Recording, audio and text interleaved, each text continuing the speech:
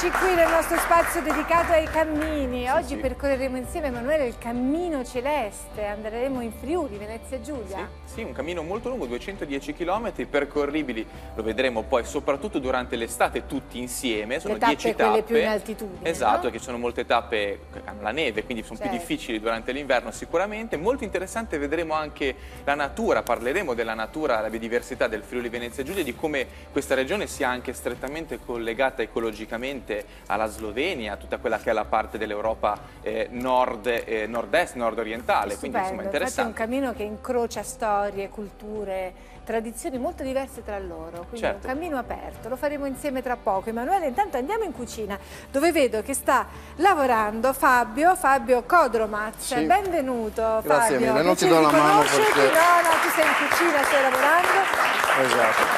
Tu sei un cuoco, uno chef che gestisce un ristorante che ha anche la possibilità di ospitare una locanda, un albergo, esattamente dove? Dove Esattamente agli Ainic di San Leonardo, che è Quindi sei nelle vicino a vicinanze... Udine? Siamo vicino a Udine, siamo vicini al santuario della Madonna di Castelmonte. Sì, perché noi racconteremo che questo cammino celeste è un cammino mariano, di pellegrinaggio mariano che collega 3 santuari e tu sei vicino a quello? Di Castelmonte, Di Castelmonte. che è la Madonna che poi mi protegge, mi dà una mano anche nel lavoro quando ci sono i momenti di difficoltà. Certo, mi sembra aiuta giusto, in mi questo sembra bello lavoretto. potersi affidare. Allora, cosa ci stai preparando oggi? Allora, adesso sto preparando l'impasto per il frico, che è un piatto tipico friulano. Sì. Diciamo friulano per non offendere nessuno, perché potrei dire carnico e dopo magari i friulani si offendono. Quindi diciamo friulano, così prendiamo tutti Certo. e nessuno si offende. Adesso sto tagliando le patate che ho precedentemente lessato Sì. e poi mescolerò 3 tipi di formaggi. Poi ognuno può farlo come meglio crede, insomma. Se vuole usare un Certo. formaggio solo, ne usa uno solo. Se ne se vuole vuole. usare di più... Ok, tu che formaggio usi? Che hai In questo portato? caso abbiamo portato un Montasio fresco, 60 giorni, poi abbiamo un Che è un mezzano. formaggio che in alcune zone, in alcuni periodi dell'anno viene fatto proprio con le mucche in alpeggio, vero? Esatto, il montasio? Sì, no? Sì. Poi abbiamo un mezzano che è stagionato diciamo dai 4 ai 10 mesi e poi in questo caso usiamo un formaggio vecchio. Sì, che questo, è... no? L'extravecchio. Sì, che hai dai 10 ai portato, 18 dai 10 ai mesi. 18 mesi. Volendo si può usare anche lo stravecchio, però ha un sapore più deciso. E questa quindi- è una ricetta molto tradizionale, vero? Molto tipica? Questa è una ricetta tipica e veniva usata, credo, per usare diciamo, i ritagli, gli avanzi di formaggio Che avanzava. che avanzavano e quindi veniva tutto amalgamato, poi cotto in pentola. Certo. Questa polenta che sta cuocendo qua, che cos'è? Quello lì è un misto di polenta di mais, Bella, un sì, di colore farina di stupendo, mais. no? È una polenta che faccio io, mescolo il grano saraceno e la polenta Con di la mais. farina di mais. Sì. Infatti ha questo colore brunito bellissimo. Con cosa la condiremo? Questa qua accompagnerà il fricco. Il frico, Sì. va bene. Allora, ci vediamo tra poco. Intanto andiamo a scoprire il Cammino Celeste insieme a uno di quelli che l'ha fondato questo cammino, che è Paolo Zuliani. Benvenuto, un piacere conoscerti, Paolo. Allora, intanto perché si chiama Cammino Celeste?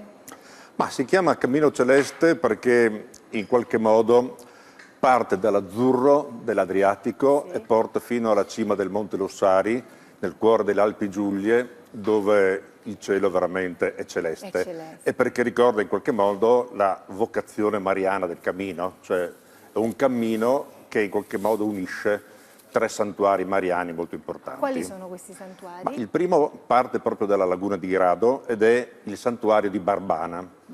Quindi, dopo aver passato Aquileia, si giunge sulle prime pendici delle Prealpi, si arriva al santuario di Montesanto e quindi si giunge al santuario del Monte Lussari. E dunque sono 210 chilometri che attraversano questi 3 santuari e parte esattamente da dove questo cammino? Ma c'è un prologo proprio che parte da Barbana, che è situata in mezzo alla laguna di Grado, una bellissima Sì. isola, e ovviamente non si può partire a piedi, per cui si traghetta fino a Grado e da Grado si raggiunge Aquileia. Ecco. Aquileia appunto è la prima tappa ed è una tappa molto importante perché Aquileia è uno dei centri principali della cristianità e rappresenta oltretutto anche l'anima, il cuore del Friuli. Ad Aquileia, infatti, attorno ad Aquileia, al suo patriarcato, andò a determinarsi un importante periodo in cui il Friuli aveva una sua entità statuale autonoma. Certo, Friuli, Venezia Giulia, perché Friuli, sennò poi Venezia ci Giulia. scrivono quelli di Venezia Giulia e ci dicono no, ci separate. E questa è No, una no, cosa in realtà è perché in sempre realtà poi questo è un cammino che vuole unire tanto, vero? il cammino nato per unire, Per unire, lingue, no? culture e popoli. Tant'è Esatto. vero che termina sul Monte Lussari, luogo dove tradizionalmente si trovano uniti i popoli, soprattutto sloveno, friulano e austriaco. Austriaco, ecco, quindi a voi vi piace questo cammino che in qualche modo intercetta il cuore della Mitteleuropa, no? È appunto un cammino della Mitteleuropa. Si parte dall'Adriatico, si parte da Aquileia. Aquileia, ricordiamo, anche una città ponte tra la cultura latina e la cultura orientale in qualche modo. I legami con Alessandria ed Egitto sono molto forti, tant'è vero che da Alessandria giunse San Marco, secondo la leggenda, proprio ad Aquileia, e da qui, secondo taluni, scrisse anche il suo Evangelo. E pertanto c'è questa connessione di culture. E la nostra regione giustamente è una regione di grandi contaminazioni, di grandi meticciamenti. È un luogo ponte tra le culture del centro Europa, le culture tedesche, le culture slave, le culture latine e questo porto aperto sul mare che bello. incrocia. Ecco, questo itinerario, abbiamo detto che sono 210 km divisi in quante tappe? 10 tappe sono, 10 tappe anche abbastanza impegnative, salvo le prime che sono tappe di pianura. Sì. Si parte infatti da Aquileia e si raggiunge in un paio di tappe il Collio, Cormons, passando peraltro per Aiello, una bella città dove c'è un museo molto importante sulla civiltà contadina, e si passa anche per Medea, un posto invero abbastanza strano, perché è una cittadina collocata sotto un grande monolite di roccia su cui c'è un importante monumento dedicato alla pace, l'Ara Pacis appunto. Ara Pacis. L'Ara Pacis, sì, è un luogo quasi mistico per molti versi, perché guardando il Carso e tutte le terre che furono oggetto della Prima Guerra Mondiale, della Prima Guerra Mondiale, sicuramente, devastante, no? E raccoglie le terre di tutti i luoghi del mondo dove c'è stata una guerra. Pertanto Quindi un c'è luogo un'area sacro. interna che raccoglie circa 800 Un luogo territori sacro bagnati dal dedicato- sangue, ed è dedicato un monito alla pace. Certo, un monito alla pace. Fammi riaffacciare in cucina, Paolo. Come sta andando, Fabio? Sta andando che sto sudando, Lo ho caldo. vedo, Sì. Allora, perché ci vuole un po' di Non l'avrei mai energia detto che in cucina faceva caldo, invece fa caldo. Abbiamo...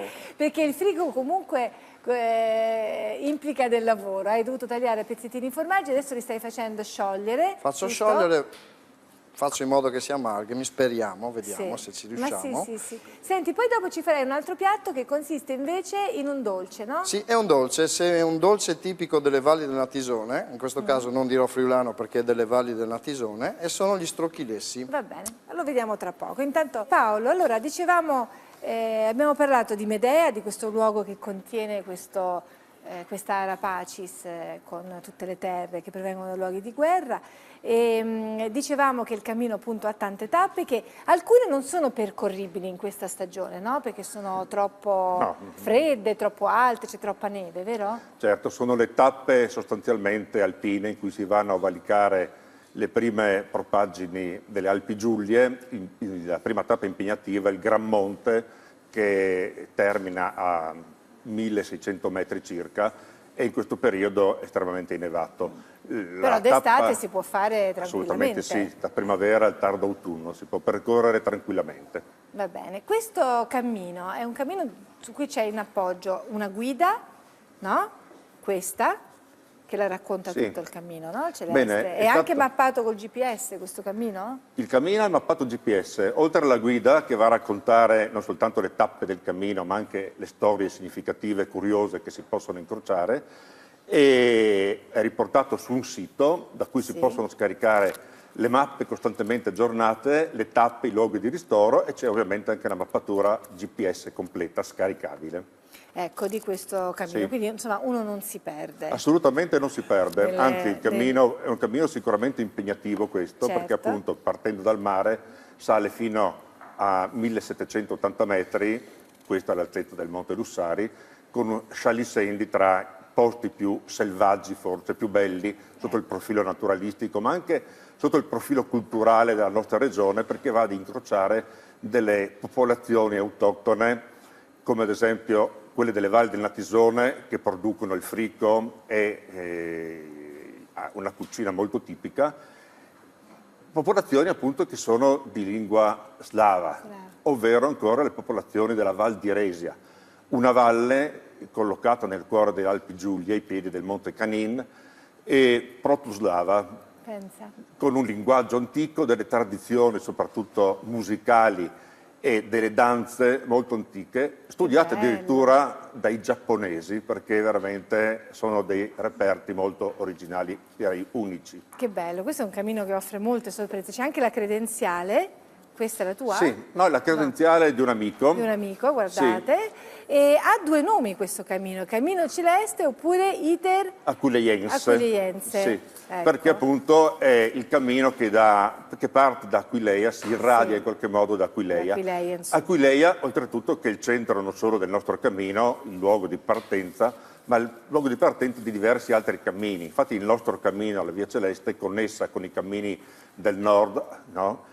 Ma anche i cammini che portano a Santiago tramite la Via Postumia ed i cammini che portano verso Gerusalemme via terra. Che bello. Tra poco parleremo con te di come e perché nasce questo cammino, delle streghe che vi si possono incontrare lungo il cammino e appunto anche dell'accoglienza, di come fare poi a essere ospitati. Intanto io torno in cucina da Fabio Codromaz, eccoti qua.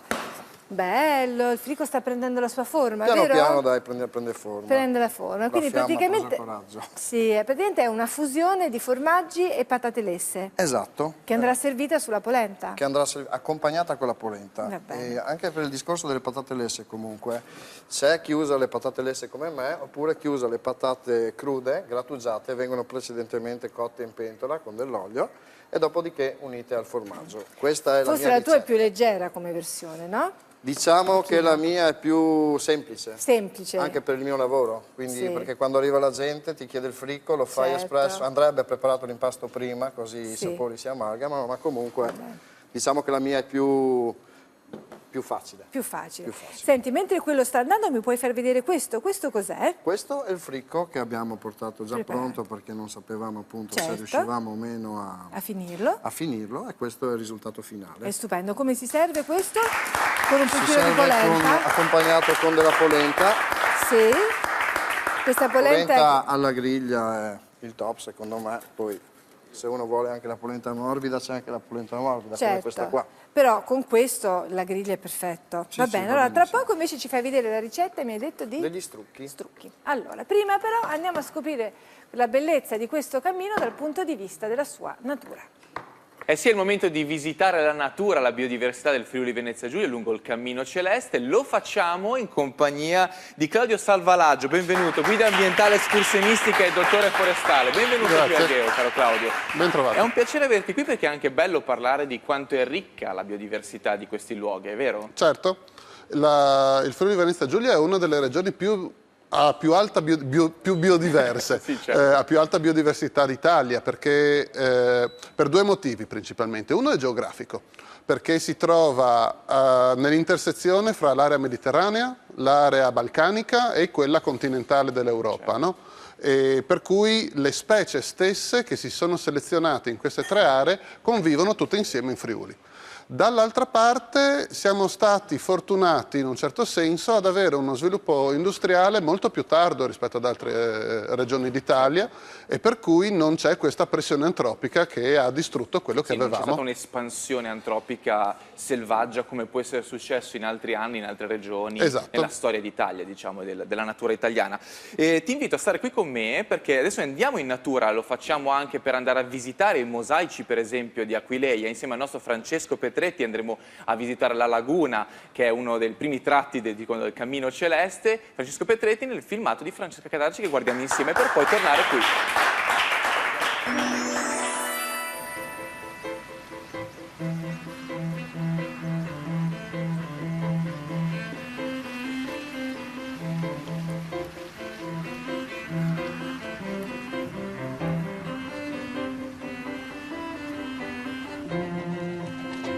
Ogni cammino comincia all'alba con il sorgere del sole. Anche questo, che è il Cammino Celeste, è un percorso di 210 km che dal mare arriva fino alle montagne. In Friuli, questa parte nord-orientale dell'Italia, straordinaria ancora per la bellezza dei suoi paesaggi, come questo che mi sta accogliendo adesso. Questa è la laguna di Grado. E questi sono dei cigni reali che stanno già iniziando a fare i loro corteggiamenti.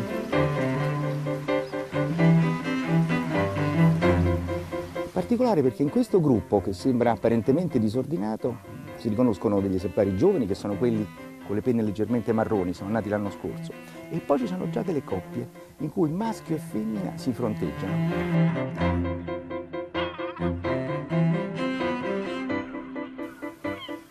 La laguna di Grado è un po' come una porta verso l'Asia, verso l'Europa orientale, ma soprattutto verso l'Asia.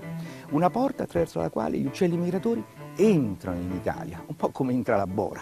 La bora, quel vento terribile che viene dalle zone fredde e che viene qui, però è anche il vento che porta gli uccelli. Lì quegli alberi sono pieni di colombacci, anch'essi sono dei migratori che vengono da lontano. Ma soprattutto sono gli uccelli acquatici, che trovano rifugio in questa zona, sulla quale laggiù proprio si vede svettare la sagoma del campanile del santuario di Barbana.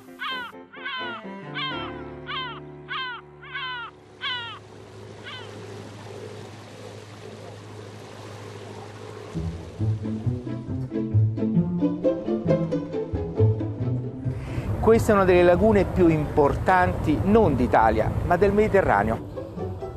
Una grandissima zona umida con tutto il suo equilibrio di acque dolci, salmastre, salate, retto governato dalla marea, che qui è particolarmente imponente. Adesso l'acqua sta salendo, salirà per circa 1 metro, quindi sono delle maree che coprono grandi zone e poi le scoprono. Queste isole che emergono con la vegetazione di salicornia e di altre piante sono le barene. Poi ci sono delle distese di fango che sono le velme, quelle scompaiono quando la marea è particolarmente alta.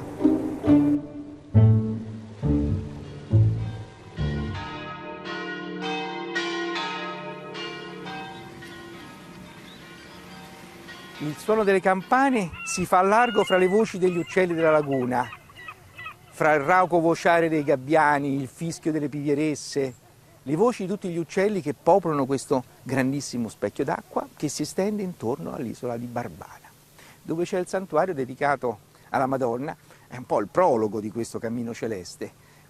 Un percorso che va dal mare fino alle montagne, fino al monte Lussari, punto di contatto di 3 nazioni, l'Austria, l'Italia e la Slovenia.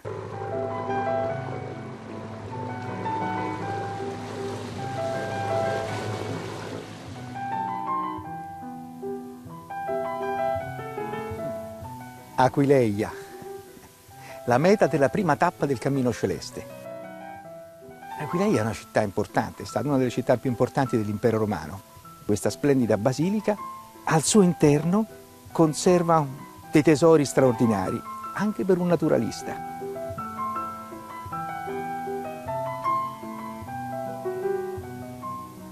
Il pavimento della basilica è tutto uno splendido mosaico che risale al IV secolo d.C. Un mosaico ricchissimo di particolari, di dettagli, tutti quanti presi dalla vita di questa laguna e del mare che la alimenta.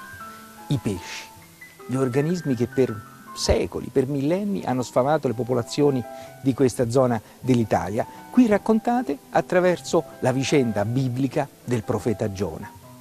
Giona viene gettato dalla nave perché accusato di aver provocato una terribile tempesta per non aver obbedito agli ordini del Signore. Un mostro marino lo divora. Per 3 giorni e 3 notti resta nel ventre di questo animale del mare. Alla fine, grazie alle sue invocazioni, il Signore, mosso a compassione, fa sì che questo mostro marino rigetti su una spiaggia Giona e Giona si salva e inizia la sua opera poi di evangelizzazione. È un racconto di morte e resurrezione fatto in questo straordinario luogo di culto e anche di arte, nel quale io invece sono venuto con la curiosità dello zoologo, che si mette a guardare le raffigurazioni sul pavimento e trova così la torpedine ocellata, la plisia, le varie specie di pesci, il calamaro, il polpo d'alto mare e l'edone aldrovandi, la mormora, la lambuga, addirittura il pesce pappagallo.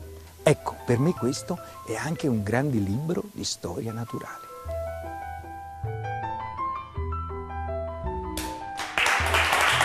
E dopo la visita in quei luoghi con il nostro Francesco Pedetti continuiamo a parlare di natura e biodiversità del Friuli Venezia Giulia e del Cammino Celeste in compagnia di Claudio Salvalaggio, guida ambientale escursionistica e dottore forestale.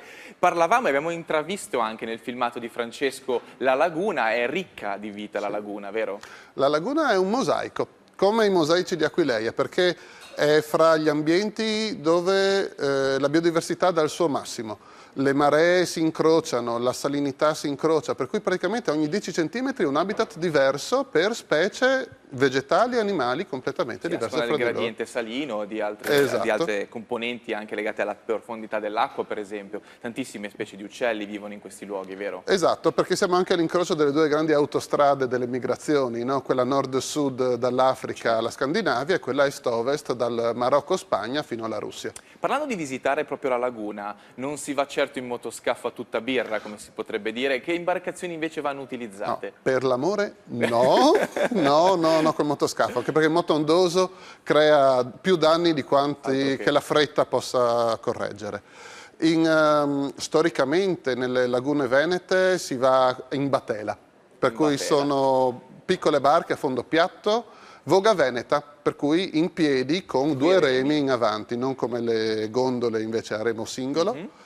E questo permette alla persona che sta in piedi di vedere se il canale è effettivamente navigabile, perché le maree, avendo un'escursione molto alta, non sempre tutti i canali sono navigabili in quel momento. Certo. E molto spesso si rimane anche un po' impantanati. Sì, certo. Adesso si va molto più spesso con le canoe, con i kayak, che sono anche abbastanza semplici da imparare rapidamente e muoversi fra le barene e le velme. Molto interessante, tra l'altro continuando la nostra visita e salendo su verso le Alpi Giulie, il panorama e la fauna e la flora si arricchiscono ulteriormente di nuove specie perché cambia l'ambiente e c'è proprio un corridoio ecologico, l'European Green Belt, una specie di cintura belt, vuol dire proprio, che collega questi luoghi all'Europa, ad altre aree importanti tipo il Parco del Triglav, altre zone di grandissimo valore naturalistico, è vero? Certo, sì, perché la European Green Belt è praticamente quello che rimane della guerra fredda. È un concetto anche abbastanza affascinante, nel senso che era la terra di nessuno fra il blocco sovietico e il blocco occidentale ed era quell'area in cui doveva essere tutto pattugliato, no? Che non succedesse nulla. Mentre parli ho anche un'immagine qui sul mio schermo che proprio mostra questa... Per cui riprende il Cammino Celeste ma zoomato a livello europeo in pratica, no? Sì.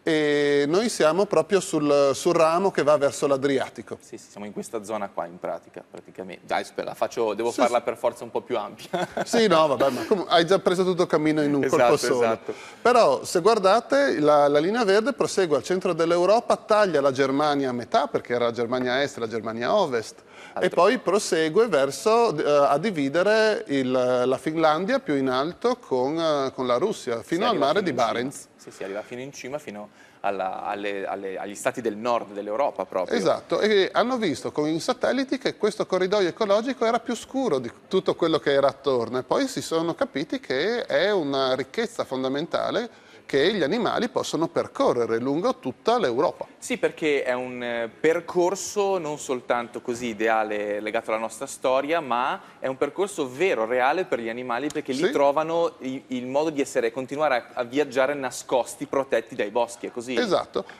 perché ovviamente quelli sono confini umani, però agli animali non gliene interessa in realtà. Non esistono i confini sono delle nostre astrazioni, no? Che poi noi tiriamo una linea per terra e diciamo questo è mio, questo è tuo. Certo. Gli animali vanno e lì trovano quei boschi o quelle aree non industrializzate che gli permettono di spostarsi. Parlando di aree industrializzate, però alcuni animali di questi, come gli orsi, ogni tanto si possono incontrare addirittura anche in città. orsi sloveni in questo caso, Sì. no? Perché c'è anche un filmato che abbiamo forse in cui viene proprio mostrato un orso che si aggira tra le zone. Eccolo qua, guardate Esatto. che forte. Noi abbiamo una forte pressione degli orsi sloveni che entrano in Friuli. La popolazione stabile in Friuli sono 5 maschi che Sì. probabilmente hanno cercato fortuna ma non hanno ancora trovato la loro compagna e vivono da noi, però in Slovenia ce ne sono 500, in Croazia ce ne sono 1000 e per cui cercano nuovi spazi dove abitare.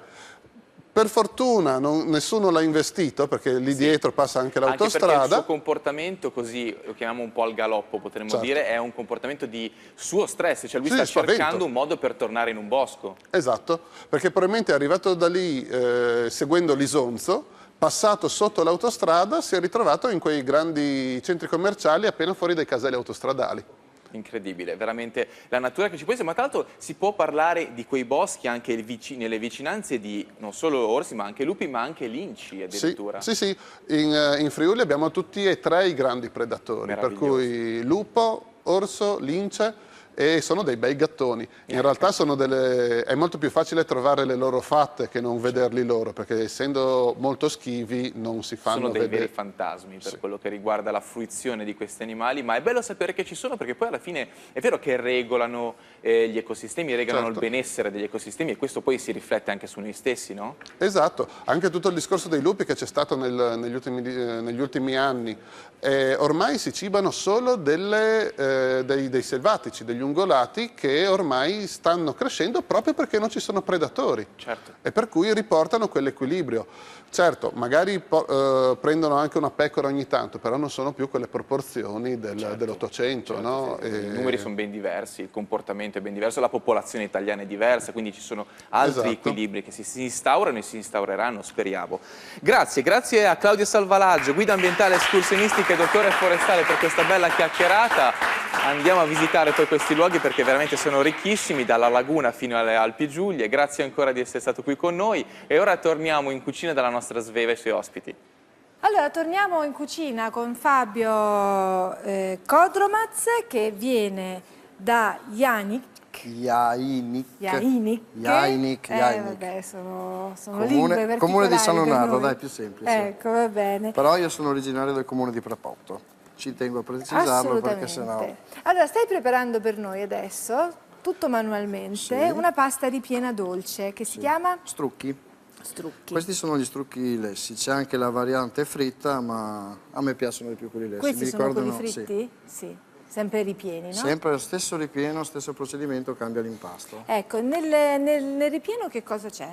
Allora, nel ripieno ci sono noci che vengono tritate finemente, pinnoli che vengono rosolati al burro, l'uvetta che viene messa in ammollo con la grappa, perché la grappa non deve mancare mai, soprattutto in Friuli, Certo. i biscotti che vengono tritati anche quelli, e la cannella e il cacao E il cacao. e lo zucchero. Quindi è proprio un raviolo dolce Sì. che viene bollito e condito col burro. Burro, E cannella Chi e te l'ha zucchero. insegnato?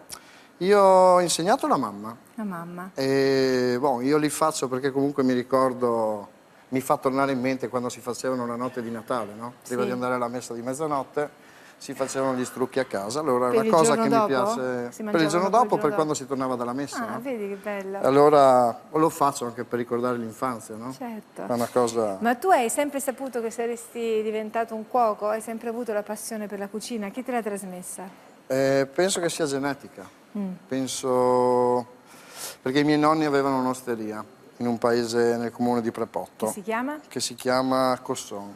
Siccome i miei nonni avevano questa osteria qua, probabilmente io ho ereditato da loro questa Eccola. passione. Guardate che bello. Questa è l'osteria o la casa di famiglia? Questa è la casa di famiglia che poi è stata trasformata in osteria. Era una bella, famiglia numerosa quella che- di mio nonno, erano 9 fratelli, è stata costruita nei primi del Novecento e metà degli anni 60 più o meno è stata trasformata in osteria. Poi dopo il terremoto trattoria è rimasta aperta fino a pochi anni fa, adesso purtroppo è chiusa e vediamo se Il magari... tuo sogno è un domani poterla rimettere in piedi l'osteria di famiglia, vero? L'osteria è in piedi, sarebbe bello riaprirla, no? Dare un po' di vita anche alla valle del comune di Prepotto, che è la valle dello Iudrio, che secondo me è un po' triste come valle. cioè non Quindi c'è bisognerebbe turismo. valorizzarla con il cammino, Esatto. bisognerebbe farci passare una tappa del cammino celeste. Allora, mentre tu adesso continui a lavorare, Fabio, io torno da Paolo Zugliani, proprio per affrontare questo tema, perché i cammini valorizzano i territori, no? Dicevamo che il cammino celeste, questo percorso di 210 km che intercetta 3 santuari mariani importanti e che parte praticamente da Aquileia e arriva fino al monte Lussari, è un cammino che è nato ben 11 anni fa. Sì. E tu sei uno dei suoi fondatori. Perché avete pensato già 11 anni fa a articolare a fare questo cammino? Ma diciamo che è stato in qualche modo l'entusiasmo di un gruppo di pellegrini jacopei. Tant'è vero che l'incipit Chi sono i pellegrini jacopei? quelli che vanno a trovare San Giacomo okay. no, in Galizia, Santiago di Compostela. E effettivamente è nata quasi lì, in maniera indiretta, l'idea. Nel 2002 andai a fare il pellegrinaggio di Santiago di Compostela, lì trovai un giovane giornalista toscano. Dopo il cammino ci frequentammo, l'amicizia maturò, lui scrisse tra l'altro un bellissimo libro, con una prefazione importante dell'allora cardinale di Firenze, Piovanelli. Questo libro venne presentato a Gorizia in un contesto ordinario, in una libreria dove si presentano libri, dove c'erano un certo numero di posti a sedere. La cosa strana è che a questo consesso, a questa presentazione di libro arrivarono un centinaio di persone. No? Un centinaio di persone e si sentiva l'entusiasmo di questi cammini. Un gruppo di queste persone si trovò successivamente e decise di proporre un cammino anche nella nostra regione e nacque il Cammino Celeste, sommatoria di tanti percorsi locali. Che bello, che meraviglia. Tra l'altro tu mi dicevi che i cammini sono fortunati quando poi i cammini producono anche una letteratura. Certo, quindi sì. non soltanto la guida, ricordiamo che questo cammino è mappato col GPS, è tracciabile su una guida stupenda, edita da Ediciclo, ma oggi ci hai portato pure un libro, vero? Sì, dell'amico Cristian Romanini, Sì. che è il primo libro, il primo diario di viaggio del Cammino Celeste.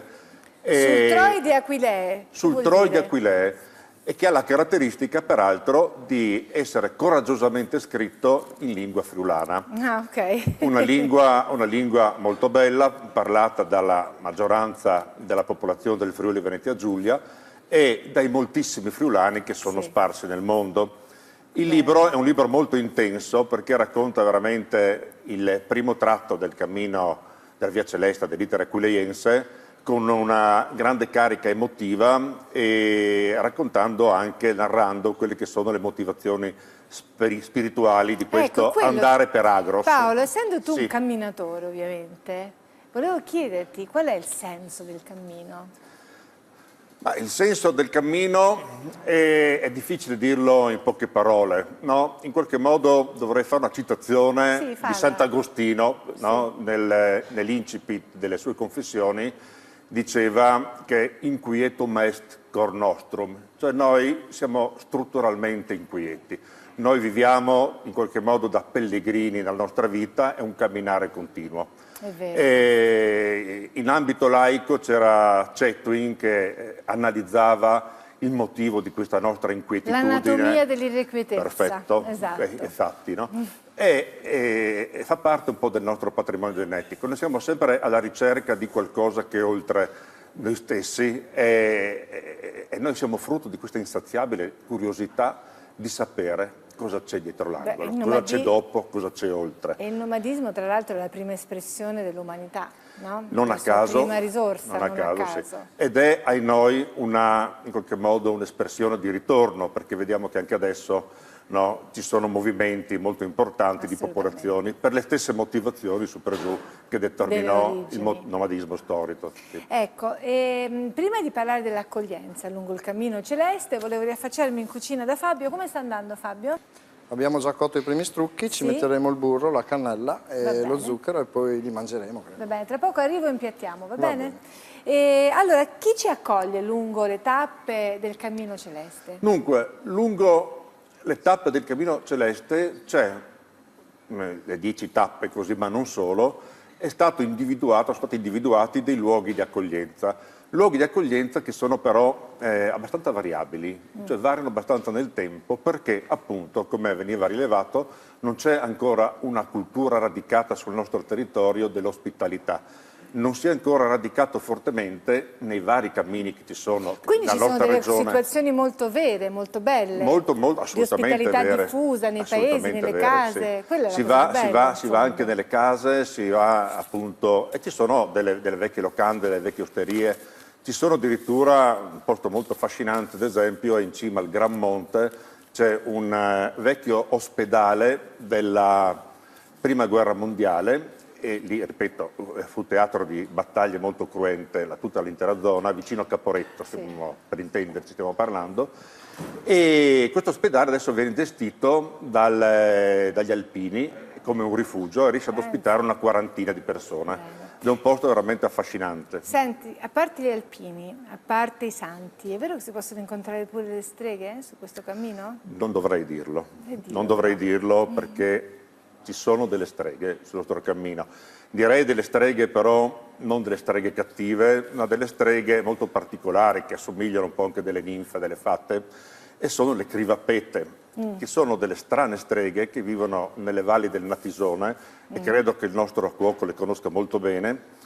Infatti, Non posso dire di averle incontrate perché sennò sarei preso per pazzo, quindi però le conosco, sì. bravo, va bene. E ci sono che hanno la caratteristica di avere i piedi ritorti. Infatti crivapeta in sloveno significa proprio tallone storto. Sì. E sono donne straordinarie, depositarie di saperi molto antichi che vengono poi elargiti ai contadini e ai boscaioli del luogo. Che bello, grazie. Torno a trovarci. Grazie a Paolo Zuliani, uno dei fondatori del Cammino Celeste, è stato davvero un piacere conoscerti. Io vado da Fabio. Caro Fabio. Eccoci. Eccoti qua. Che belli. Cotti. Adesso conditi. Adesso li condiamo. Ecco, li condiamo con il burro fuso. E questi quando voi tornavate da messa la notte di Natale Si mangiavano. si mangiavano, perché tra l'altro Sono buoni anche freddi, anche senza burro. Davvero? Sì, sì, sì.